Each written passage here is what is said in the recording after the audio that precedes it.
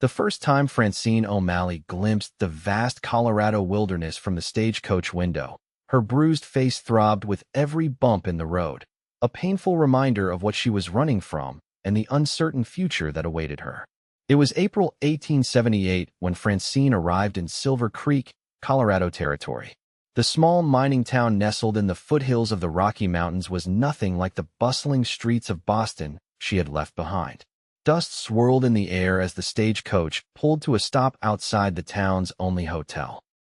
Her body ached as she gathered her single carpetbag, the only possession she had managed to bring with her. The purple and yellow bruises on her face were fading, but still visible enough to draw stares from passers-by. "Miss O'Malley?" A tall woman with gray-streaked hair approached as Francine stepped down from the coach.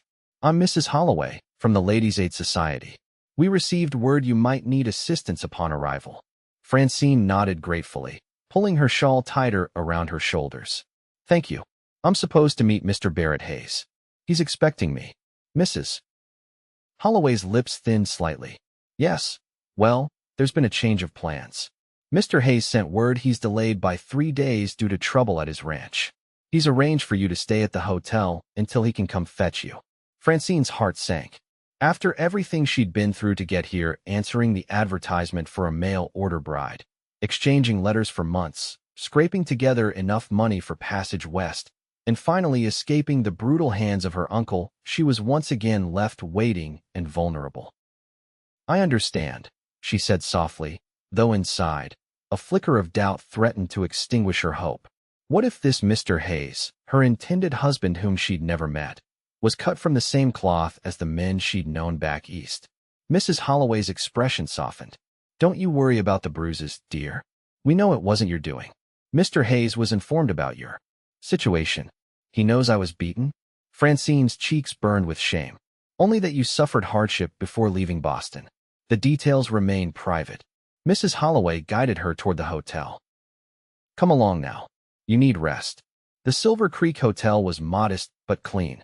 As Mrs. Holloway arranged for her room, Francine caught her reflection in a gilt-framed mirror. Her once vibrant auburn hair hung limp around her thin face. The bruise beneath her right eye had faded to a sickly yellow, while the cut on her lip had nearly healed. Her uncle's parting gift before she'd managed to escape in the night. Her room was small but comfortable, with a narrow bed, a washstand, and a window overlooking the town's main street. After Mrs. Holloway left, promising to check on her the next day, Francine unpacked her few belongings and sat on the edge of the bed. She pulled out a worn photograph of her parents, both dead from influenza 5 years earlier, leaving her at 18 in the care of her father's brother, a man whose kindness disappeared with the inheritance he squandered on gambling and whiskey. Tears threatened, but she blinked them back. She was 23 now, and tears had never solved anything. She had survived her uncle's brutality. She would survive whatever the West had in store for her. The next morning, Francine ventured downstairs to the hotel dining room. She had hoped to slip in unnoticed, but conversations quieted as she entered, curious eyes taking in her fading bruises. She chose a table in the corner, keeping her gaze lowered. "Coffee, miss?"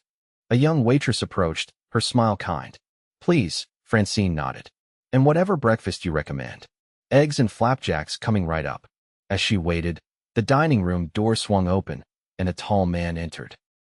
Unlike the miners and townspeople in rough work clothes, he wore a clean shirt under a leather vest, dark trousers tucked into well-worn boots. A Stetson hat shadowed his face until he removed it, revealing tanned skin, a strong jaw darkened with stubble, and eyes as blue as a summer sky. The waitress rushed over. "Morning, Mr. Hayes. Didn't expect you back so soon." Francine nearly choked on her coffee. This was Barrett Hayes? Her intended husband had arrived early? She wasn't prepared. Her hair was hastily pinned, her dress wrinkled from travel. The man's gaze swept the room, stopping when it reached her table. Recognition flickered in his eyes, though they'd never met. He crossed the room with long strides, stopping before her table. "Miss O'Malley?" His voice was deep but gentle. Francine rose shakily, conscious of the bruises on her face. "Mr. Hayes, I wasn't expecting you until later. I rode through the night once the situation at my ranch was handled." He gestured to the chair across from her. May I join you? She nodded, and he sat, setting his hat on an empty chair. Up close, she could see the fine lines at the corners of his eyes, the weather-worn quality of his skin that spoke of years under the harsh western sun. He was older than she'd imagined from his letters, perhaps in his early 30s, but his eyes held a kindness she hadn't expected. I apologize for not being here when you arrived, he said. There was trouble with rustlers. Had to track them down before they got too far with my cattle. Did you catch them? She asked, unsure of the proper response to such a statement. A ghost of a smile touched his lips. We did. Sheriff's got them locked up now. His eyes flickered briefly to the bruise beneath her eye, but he made no comment about it. Instead, he said, I hope your journey wasn't too difficult. It was long, she admitted, but necessary. Barrett studied her for a moment. Miss O'Malley, I want to be direct with you. I know our arrangement was made through correspondence, and you've traveled a great distance based on my promise of marriage. But seeing as we're strangers to one another, I think it only fair to offer you time to consider if this is truly what you want. Francine stared at him, confused. Are you rescinding your offer? No, he said firmly. The offer stands. But I'm proposing a modification.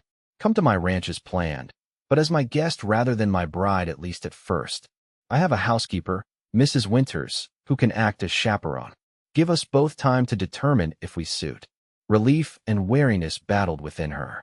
On one hand, she appreciated not being rushed into marriage with a stranger. On the other, this wasn't what they had agreed upon in their letters.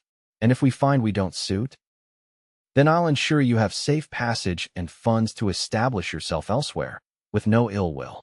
His gaze was steady. I won't trap you, Miss O'Malley.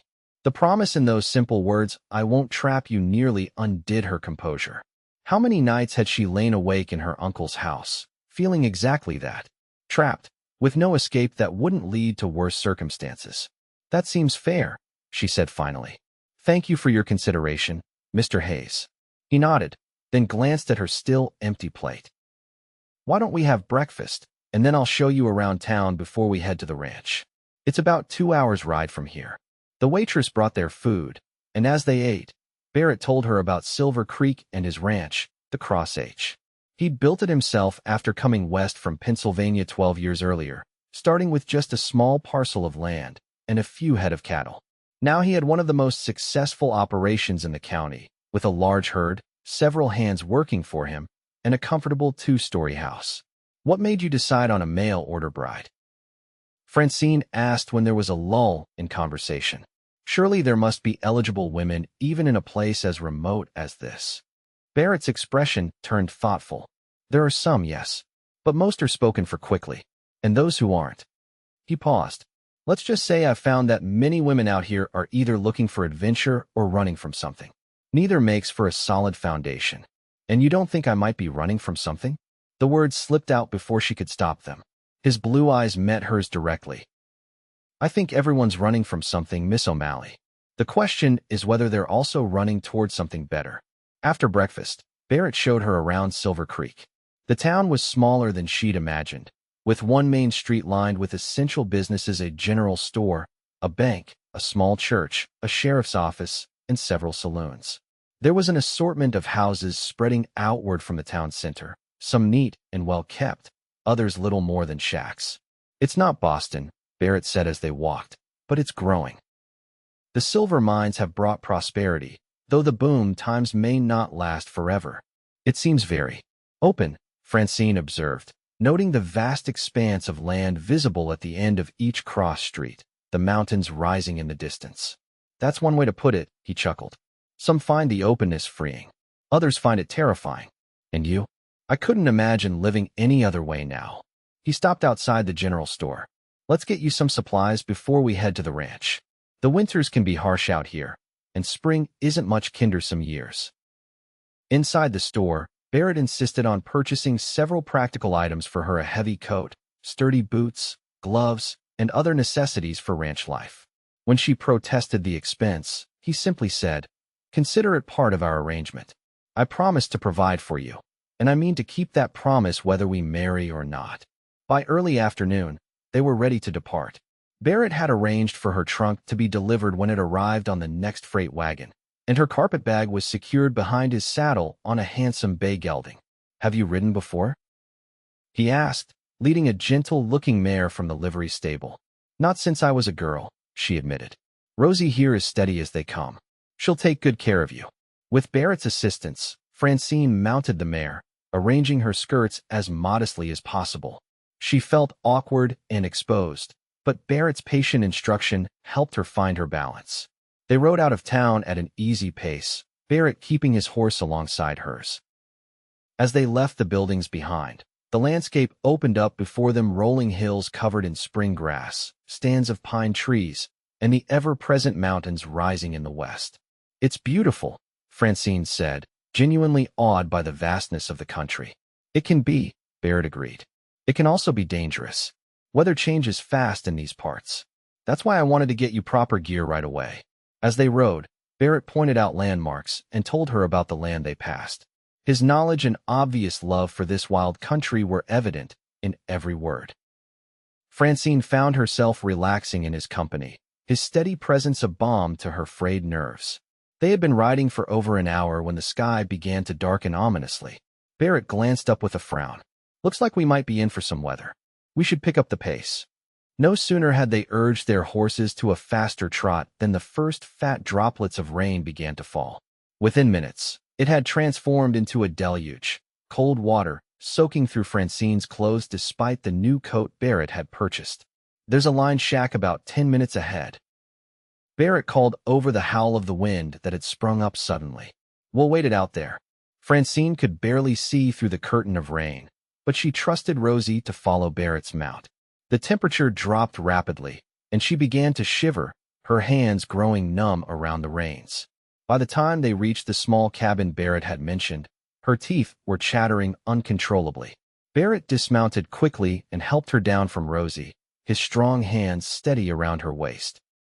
He led both horses to a small lean-to beside the cabin, securing them quickly before guiding Francine inside.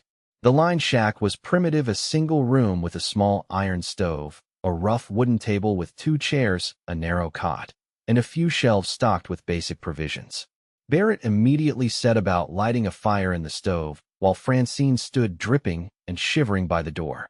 "This isn't just rain," he said grimly, once the kindling caught. "It's turning to sleet. This time of year, that could mean a late spring blizzard. We might need to stay here until it passes." Francine hugged herself, suddenly aware of the impropriety of their situation. Alone in a one-room cabin with a man she barely knew? What would people think? Barrett seemed to read her thoughts. "I know this isn't ideal, Miss O'Malley, but I promise you'll be safe with me. My only concern right now is getting you warm and dry before you catch your death." He rummaged through a trunk and pulled out a rough woolen blanket and what appeared to be a set of men's clothes, a flannel shirt and canvas trousers. "These belong to one of my hands who sometimes uses this place. They'll be too big, but they're dry. You can change behind that blanket while I see to the horses properly." Before she could respond, he hung the blanket from a nail on one of the roof beams, creating a makeshift dressing screen, then stepped back outside into the worsening storm. Francine's fingers were so numb she struggled with the buttons of her dress, but eventually she managed to change into the offered clothes. The shirt hung past her thighs, and she had to roll the trouser legs several times, but the dry fabric was an immediate relief.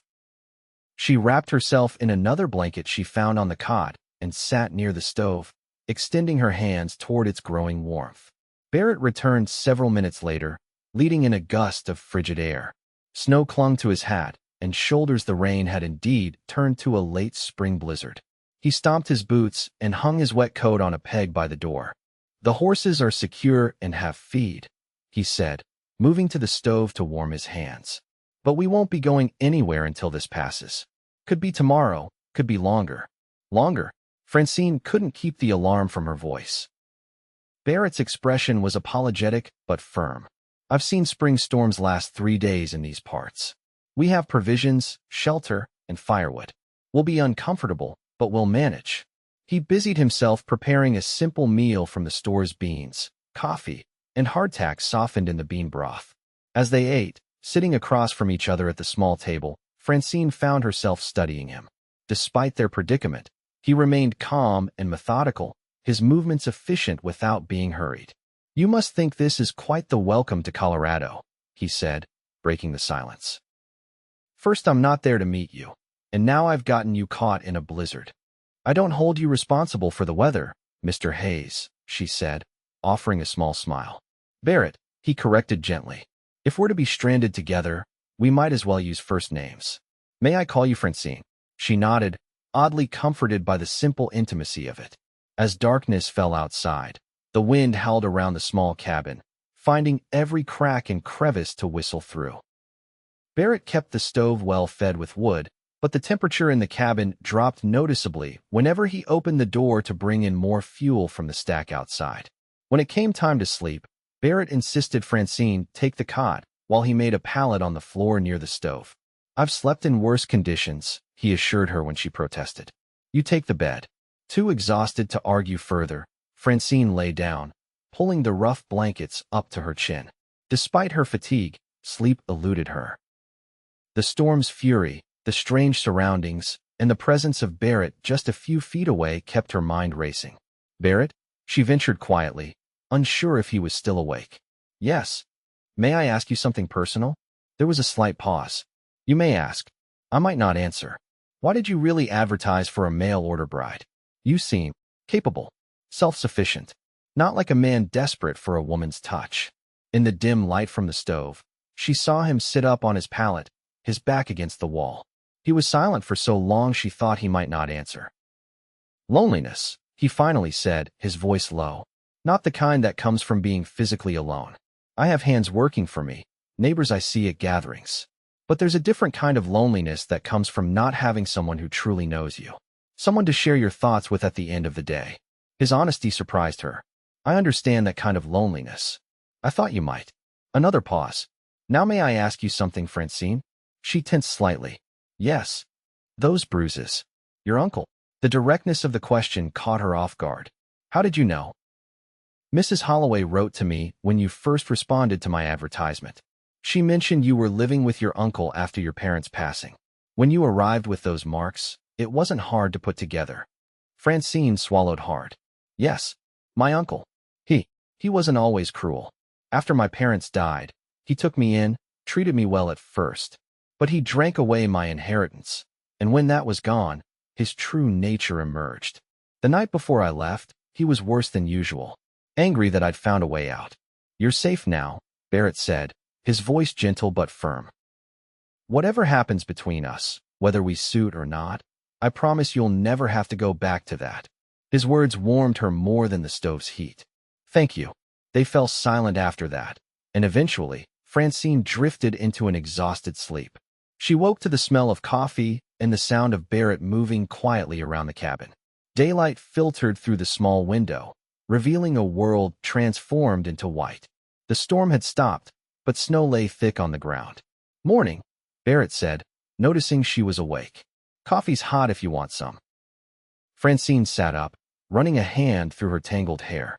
"How bad is it out there?" "About 2 feet of snow, and it's still early spring, so it won't melt quickly.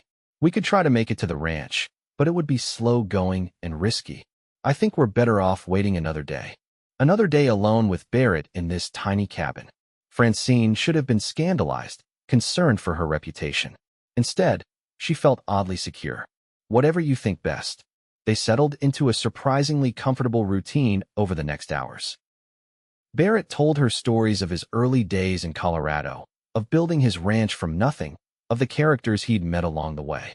Francine found herself sharing tales of her own childhood in Boston, happy memories of her parents, her education at a girls' school where she'd learned not just academics, but practical skills like cooking and sewing. "You're well educated," Barrett observed. "More than most women who come west as brides." "My father believed in education for both men and women," she explained. "He was progressive that way. He would have wanted me to marry for love, not necessity. And yet here you are, having agreed to marry a stranger." She met his gaze steadily. "Circumstances change. Dreams must adjust accordingly." "Not all dreams," he countered. "Some are worth holding on to, no matter the circumstances." That afternoon, they ventured outside briefly. The world was hushed under its blanket of white, the air crisp and clean. Barrett checked on the horses while Francine stood in the doorway, marveling at the transformed landscape. The snow-covered hills stretched to the horizon, punctuated by stands of pine trees weighted with white. "It's like a different world," she breathed. Barrett joined her, standing close enough that she could feel the warmth radiating from him. "It can be beautiful and deadly at the same time.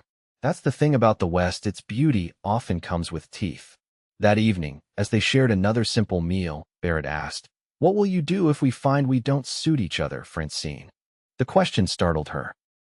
She had been so focused on escaping her uncle that she hadn't thought much beyond reaching Colorado and the safety of marriage.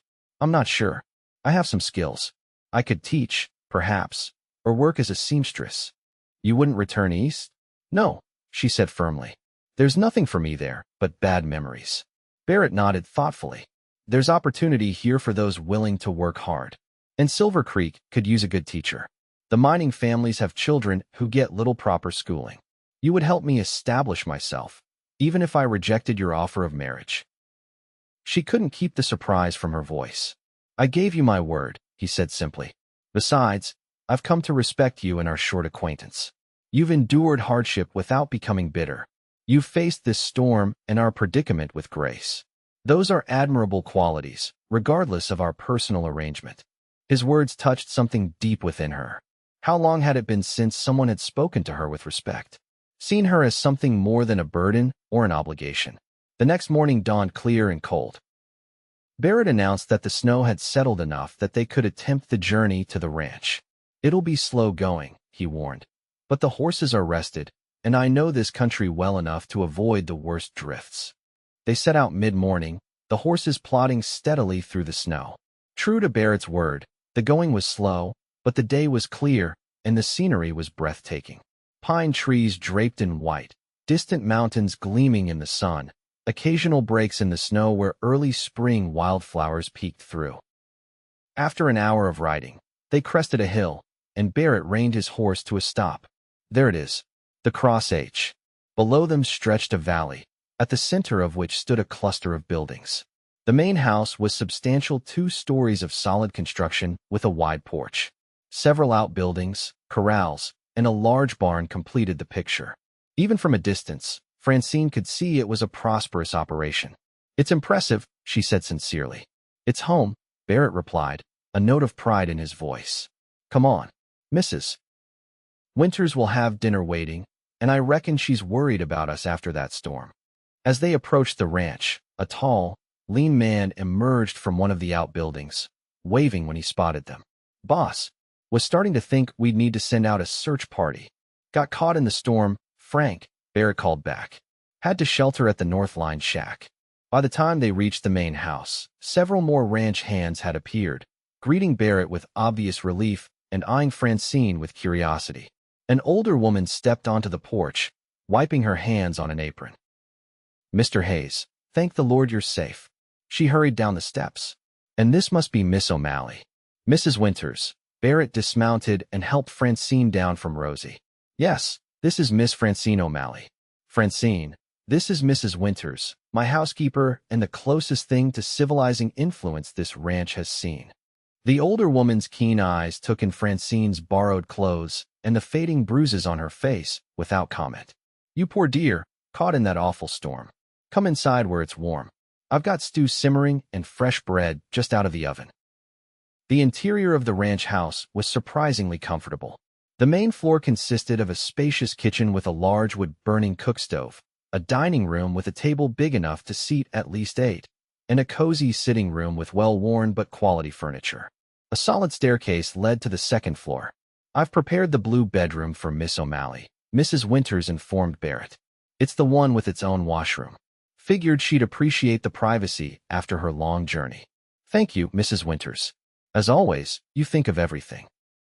While Barrett went to confer with his foreman about ranch matters, Mrs. Winters showed Francine to her room. It was larger than she expected, painted a soft blue as its name suggested, with a comfortable-looking bed, a dresser, a small writing desk, and a wardrobe. The adjoining washroom was a luxury she hadn't anticipated. "Hot water's already been brought up," Mrs. Winters said. "Thought you might like a proper bath after your ordeal. Dinner won't be for another hour." so take your time. And here, she opened the wardrobe to reveal several dresses. These belonged to Mr. Hayes's sister when she visited last summer. She's about your size. Said to leave them here for guests, but I reckon she meant for you specifically. Left alone, Francine sank onto the edge of the bed, overwhelmed by the sudden comfort after days of travel and the primitive conditions of the lined shack. A real bath, clean clothes, a soft bed, these simple luxuries brought tears to her eyes. She allowed herself a moment of weakness, a few tears of relief, before gathering herself and preparing for her bath. The hot water was heavenly on her sore muscles. As she soaked, Francine reflected on the past few days. Barrett Hayes was nothing like she had imagined from his letters. He was older, yes, but also kinder, more thoughtful. His offer to give her time to decide if they suited, his promise to help her regardless of her choice, these weren't the actions of a man desperate for any wife. And there was something else, something that both intrigued and unsettled her.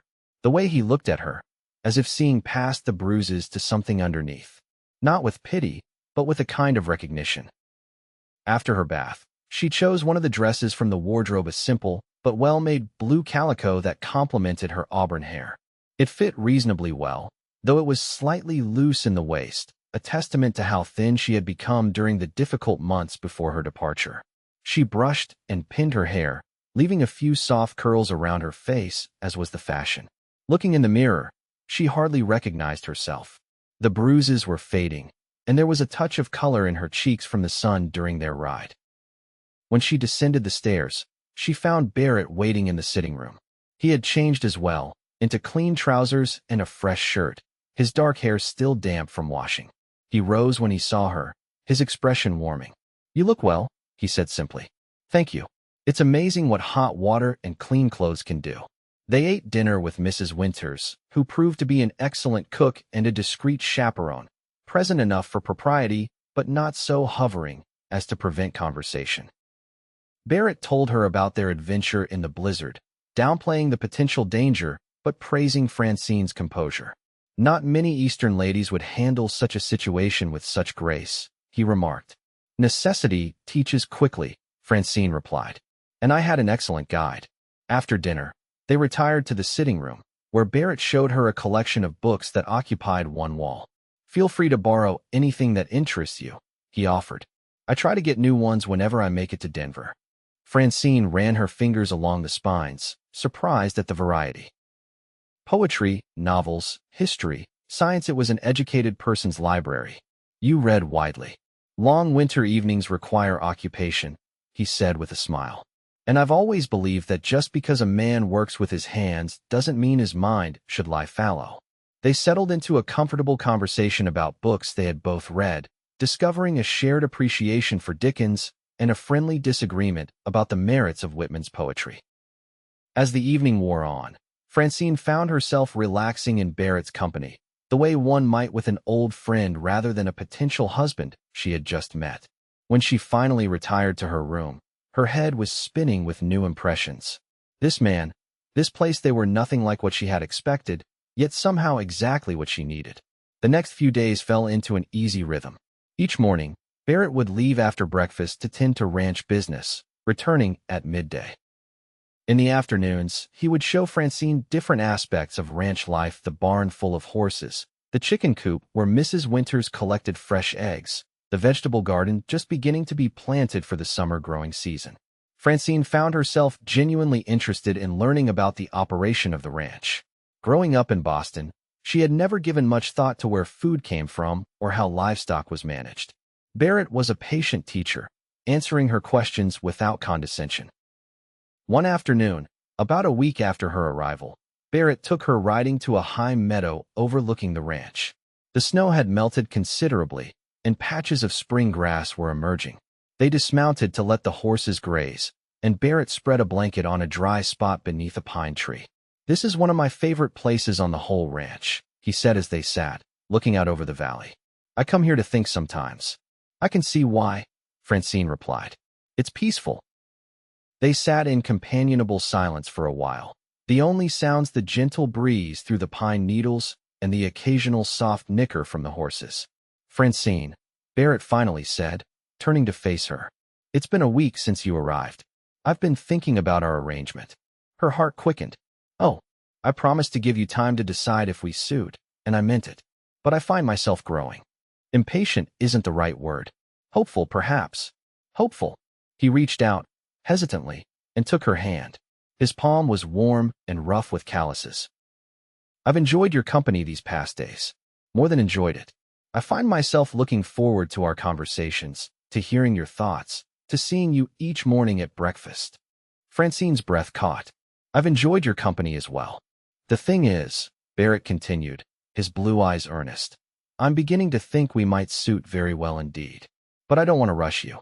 I know you've come from a difficult situation, and the last thing I want is for you to feel pressured. You haven't pressured me, she assured him.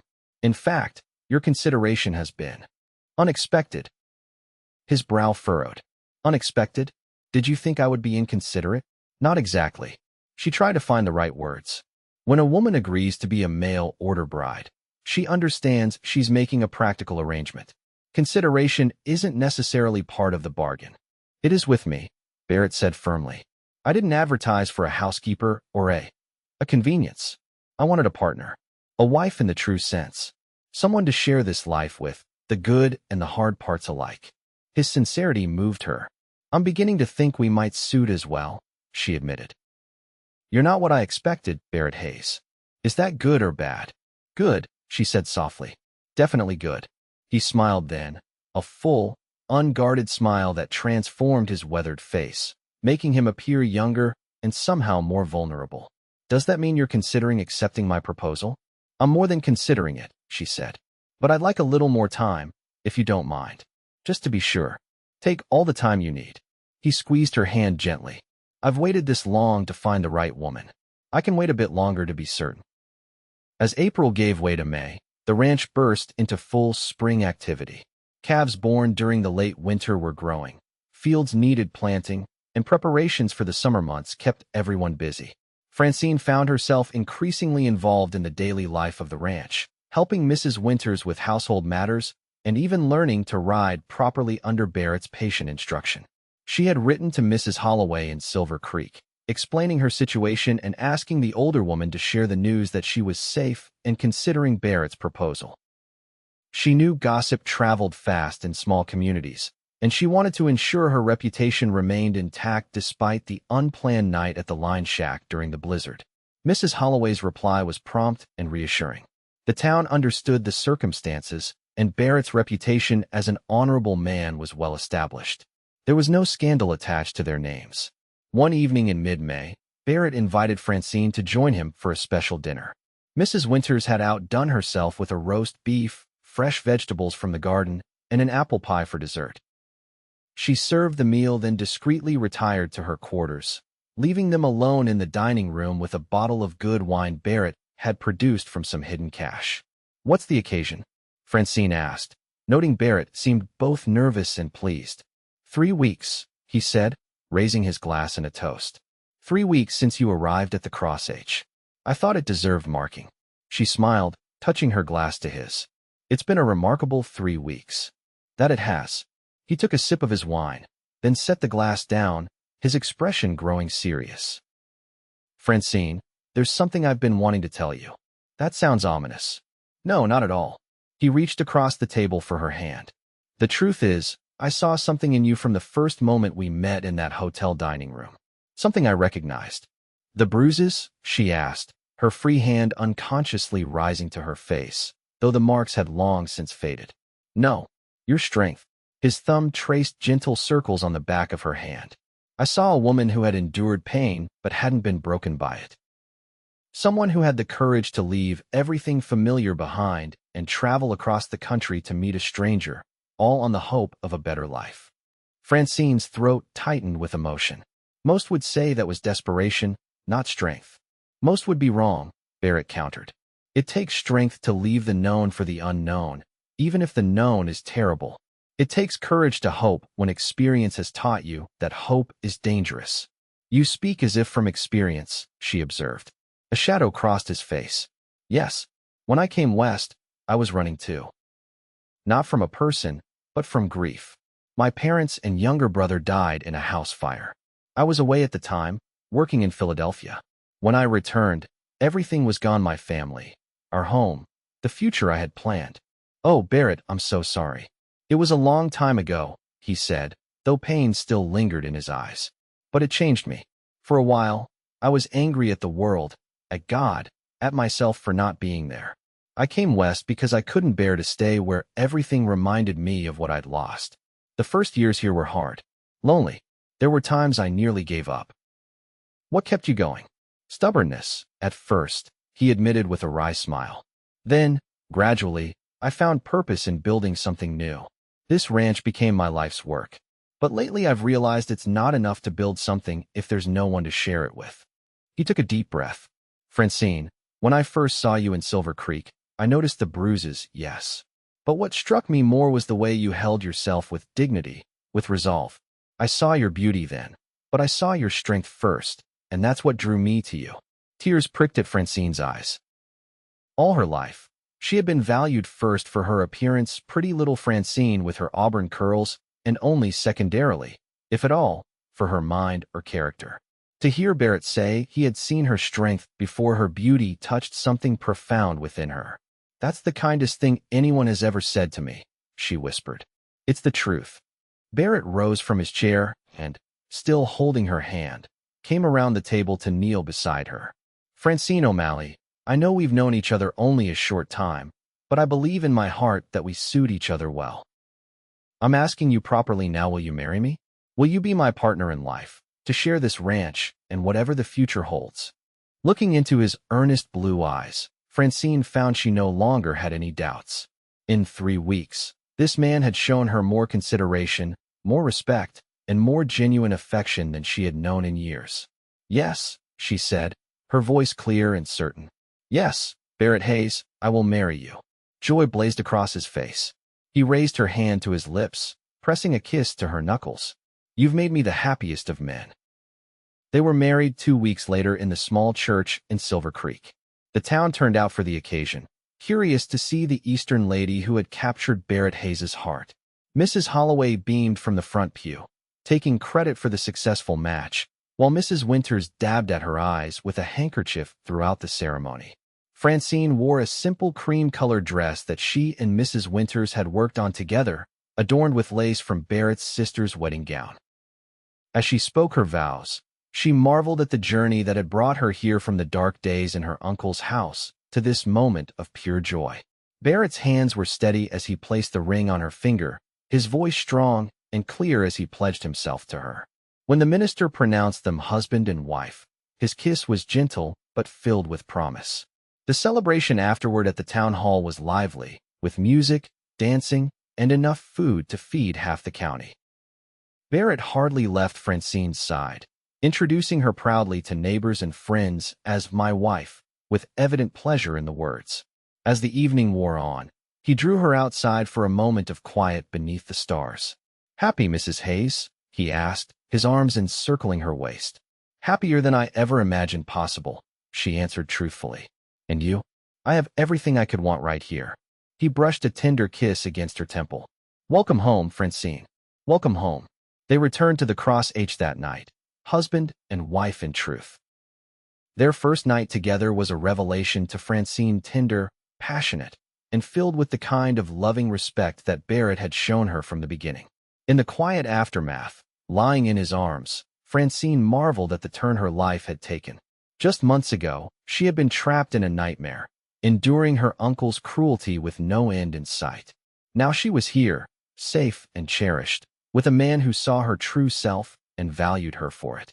What are you thinking about? Barrett murmured, his fingers gently stroking her hair. About how far I've come, she said. About how close I came to giving up hope. He tightened his arms around her. I'm grateful every day that you didn't. Summer passed in a haze of happiness. Francine threw herself into learning the ways of the ranch, determined to be the partner Barrett had said he wanted. She learned to manage the household accounts, to preserve food for the winter months, to treat minor injuries that befell the ranch hands. Barrett taught her to ride with confidence, to shoot a rifle for protection, to read the changing weather patterns so crucial to ranch life. In return, she brought warmth and laughter back into the house. She played the piano that had sat silent in the corner of the sitting room, organized Sunday dinners for the hands, and filled the rooms with wildflowers and small touches that transformed the ranch house from merely comfortable to truly a home. Their love deepened with each passing day. Barrett's initial tenderness evolved into a profound partnership based on mutual respect and genuine affection.